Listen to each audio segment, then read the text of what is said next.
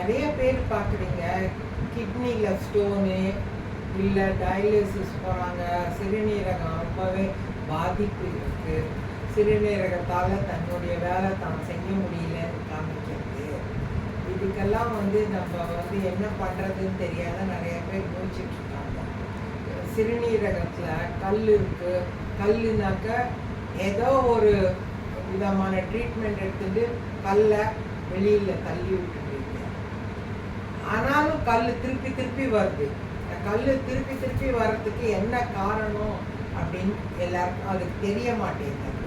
ஆனால் கிட்னி சொல்கிறது, எனக்கு பாரு வேலை செய்ய முடியல, இது அடைச்சிக்கிறது, என்னால் என்னோட இதை உடம்புல பண்ண முடியல வேலையை அப்படின்னு நமக்கு அறிகுறி காட்டுது.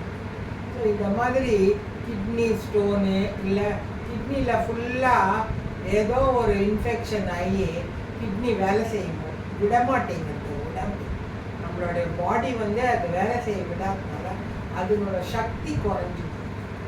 அதனால் அது என்ன ஆகிடுறது, எல்லாமே மிஷின் மாதிரி நம்ம உடம்பு அது ஓடலை அப்படின்னாக்கா நம்ம மிஷினில் எப்படி ஆயிலெலாம் போட்டு ஸ்மூத்தாக பண்ணுறோமோ அது மாதிரி நம்ம உடம்புல ட்ரீட்மெண்ட் எடுத்துட்டு நம்ம அந்த கிட்னியை திருப்பி வேலை செய்ய வைக்கணும்.